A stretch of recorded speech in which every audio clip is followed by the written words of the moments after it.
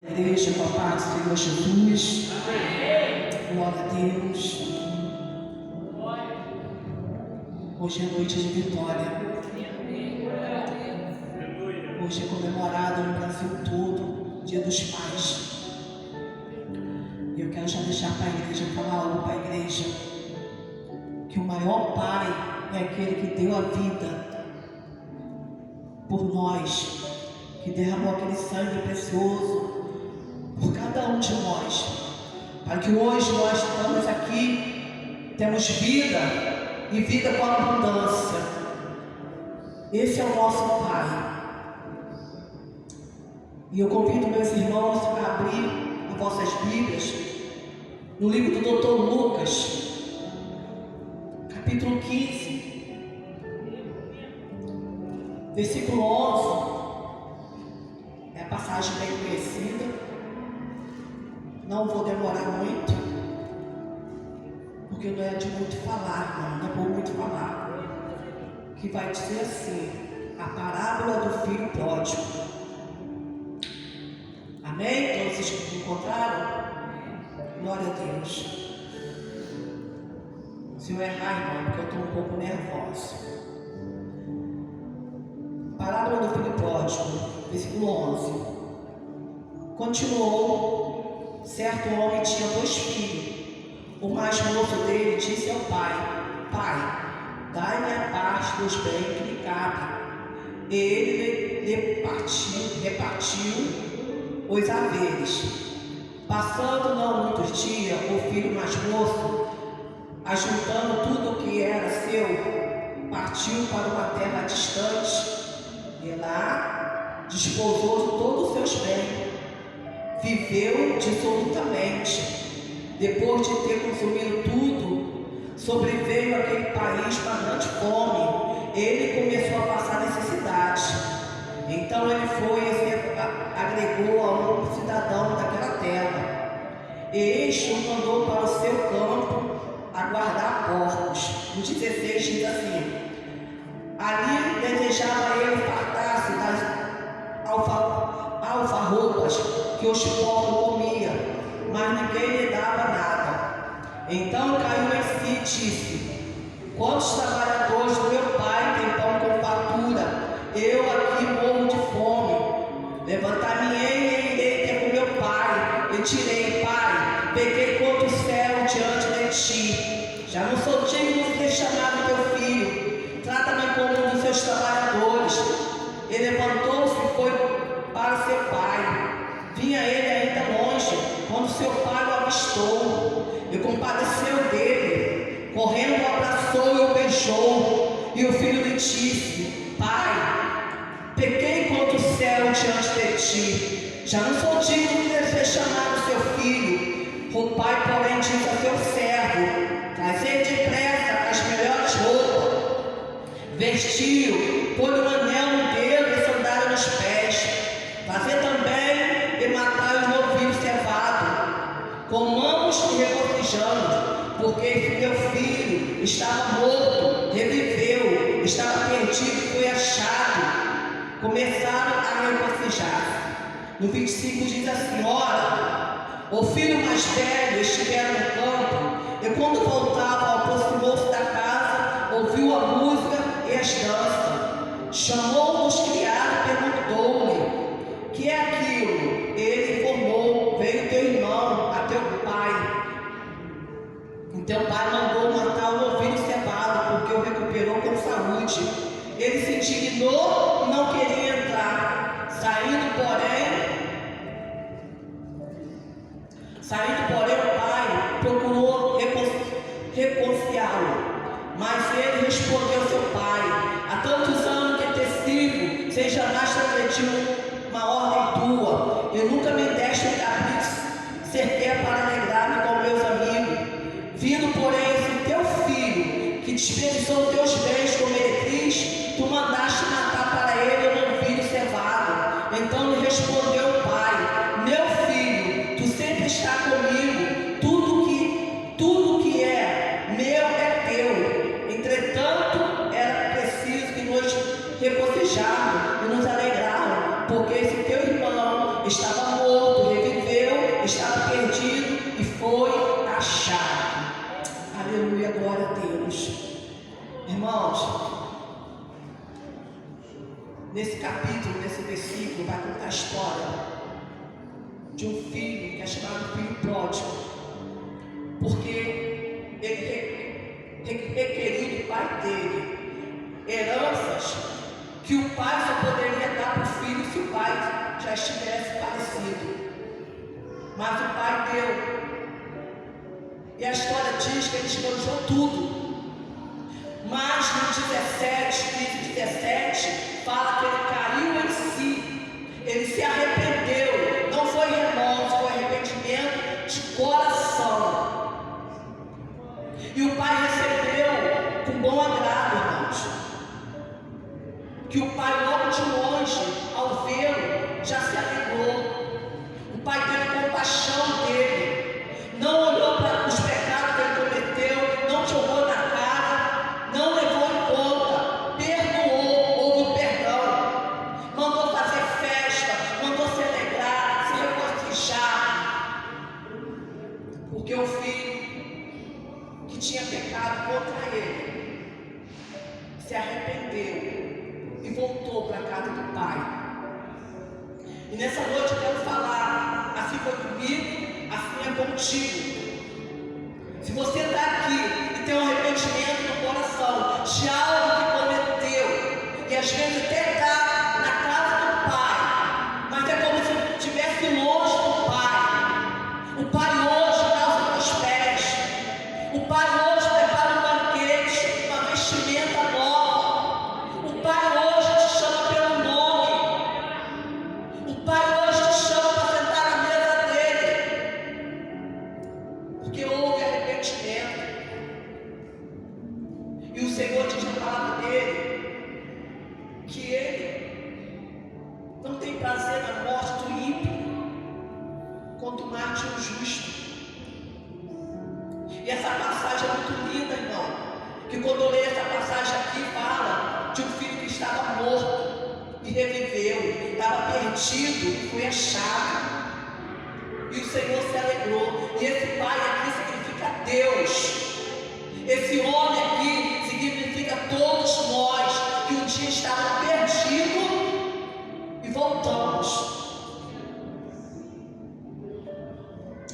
E quando eu leio, irmãos, no 25, vendo a alegria desse pai, desse filho que foi achado, vendo a paixão, a misericórdia desse homem para com seu filho, e o arrependimento do filho com o pai, ter caído em si, ter se arrependido. Mas quando chega no 25, irmão, me dá tristeza, porque o filho mais velho, a palavra diz que ele estava no campo e voltando, se aproximando da casa, ouviu música, ouviu danças, e não sabia o que estava acontecendo dentro da própria casa, irmãos. Me faz lembrar, irmão, porque tem muitos filhos que estão dentro da casa, mas não sabem o que está acontecendo dentro da casa, mas não sabem o que está acontecendo lá fora, porque se ele era filho, ele era herdeiro, ele era para estar administrando os bens do pai. O que ele estava fazendo lá fora, junto com os trabalhadores? Ele era para estar dentro da casa, dando ordem, sabendo o que estava se passando dentro da casa. Mas muitos filhos, irmão, estão dentro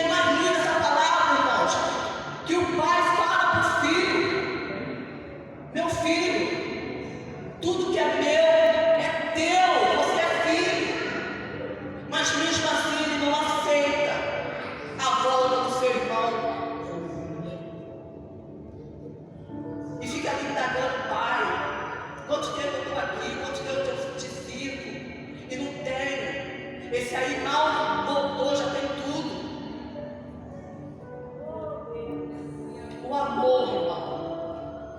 A falta de amor com aquele que estava morto e reviveu. Nós temos que nos alegrar quando o pecador se convence que está no pecado. Nós temos que se alegrar, irmãos, quando alguém fala, cai em si e fala: eu pequei contra Deus, eu quero voltar. Não importa quem seja, temos que nos alegrar. Temos que ficar dentro da casa, irmãos. Saber o que está acontecendo dentro da casa, para não ser pego de surpresa. Tem muitas pessoas, irmão, que estão dentro da casa, mas é como se estivesse fora. É como se estivesse fora e barreirando. Nem vai e nem deixa ninguém vir. Não vai e não deixa ninguém vir. Mas nessa noite, Deus Todo-Poderoso fala que Ele joga toda a barreira por terra. E Ele convence o pecador do pecado, da justiça e do juízo. E é Ele que traz de volta. É Ele que bota uma roupa nova. É Ele que calça. É Ele que dá a melhor vestimenta. É Ele que faz um banquete. É Ele que se regocija. É Ele que se alegra.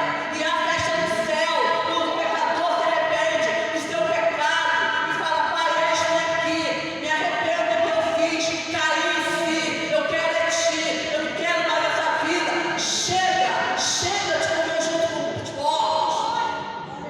Chega, me lava, me faz uma nova criatura. Pega lá fundo do coração do Pai, irmãos. E não tem pai, irmãos, que não se alegra.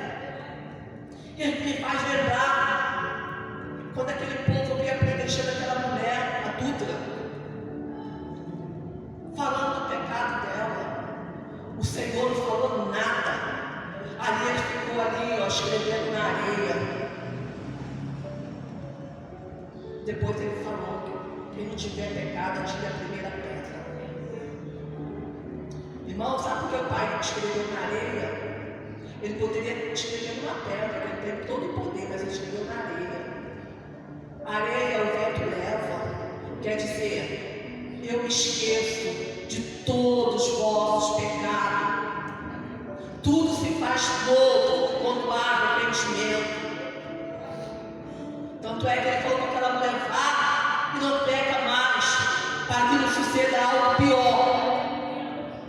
Aleluia, glória a Deus. E os opositores, aqueles que estavam com a pedra na mão para jogar, cada um deles saiu envergonhado, irmãos. Porque todos nós somos pecadores diante do Senhor. Não há um justo que sequer na terra, mas somos pecadores, irmãos, que estamos lutando pela salvação. Somos pecadores salvos em Cristo Jesus. Glória a Deus. E a palavra do Senhor fala mais, que há pecado, irmãos, que podemos orar, pedir, mas há pecado para a morte, que o Senhor fala: não adianta nem clamar, porque eu não escuto. Há pecado que leva para a morte, caminhos mortos, e não adianta ficar clamando. Então, irmão, que nessa noite, dia dos pais, o nosso Pai Celeste se alegra comigo e contigo quando colocamos nosso coração no altar e arrependemos de todos os nossos pecados e falamos: Pai, eis-me aqui, eis-me aqui. E o coração do Senhor também se alegra quando a gente vê uma alma se rendendo, um irmão se rendendo. E apesar dos pecados dele, irmãos, a gente olhar e se alegrar e não querer matar o irmão e ficar murmurando com o Pai. Porque Eclesiastes mesmo fala que há tempo para todas as coisas debaixo do céu, da terra. Há um tempo determinado para todas as coisas. Essa é a passagem, essa é a mensagem que eu quero deixar para a igreja.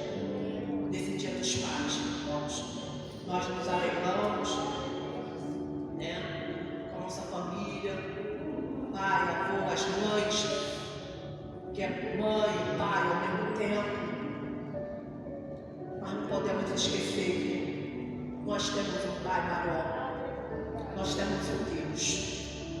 Que nós abrimos nosso coração para Ele, irmãos. Ele é misericordioso, tardio e se irá. Um Deus de amor, irmão. Um Deus que deixa a gente à vontade. Um Deus que até mesmo quando Ele corrige, Ele fala na palavra dele que Ele corrige a quem ama. E Ele fala, se você está sem correção, não é filho, é bastardo. Então eu prefiro ser filho com correção do que não ter correção e ser bastardo. Então nós vamos meditar mais nessa palavra. Que Deus possa nos abençoar nessa noite, irmãos. Espero que a igreja tenha entendido o que o Espírito diz à igreja. E essa é a verdadeira oportunidade em nome de Jesus.